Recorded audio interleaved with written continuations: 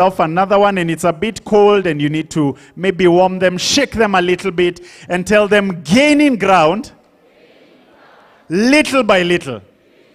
In case they look sleepy, you have permission to slap them and tell them gaining ground little by little.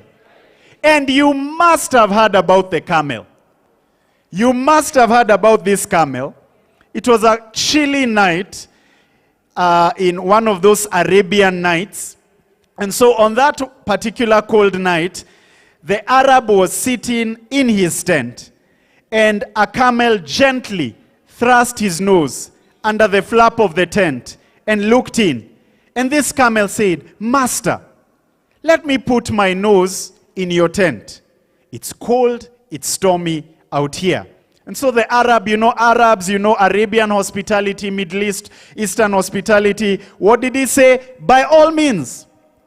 He said, "Karibu sana. Welcome."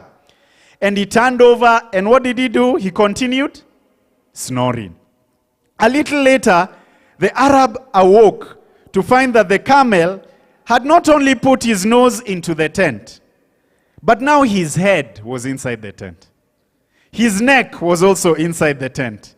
And the camel, who had been turning his head from side to side, said, "I will take but just a little more room if I place my forelegs within the tent. It's difficult standing out here in the cold." And so the Arab, Arabs and their hospitality, what did he say? "Yes, karibu sana. You may put your legs within the tent." And so the Arab moved a little to make room because the tent was small. Finally, the camel said, "May I not stand fully inside? I keep the tent open by standing as I do." And the Arab said, their hospitality. And what did he say? Yes, karibu sana. Come wholly inside. Perhaps it will be better for both of us. So the camel crowded in. And the Arab, with difficulty in the crowded quarters, went back to sleep. But by the time he woke up again the next time, lo and behold, he was staring at the stars, because the camel had taken over his tent. Ambia jirani yako, little by little. From nose to neck. From neck to the whole body. The camel was taking over. The camel occupied. And that's why I want to say to us this morning that we can actually gain ground little by little. From the nose, the camel was able to negotiate and say that I desire a little bit more space.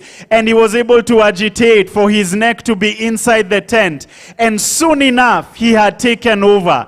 And I wish to submit to us, church, that this morning in this year, where we are taking new territories, one of the strategies by which we will be able to take over the new territories is actually going to be this strategy of taking little by little. After all, Waswahili husema haba. Translate for your non-Swahili speaker. And now turn with me to the book of Exodus. I want us to consider the book of Exodus chapter 23. We'll consider verse 20 to 30. Actually, just for context, but there's one particular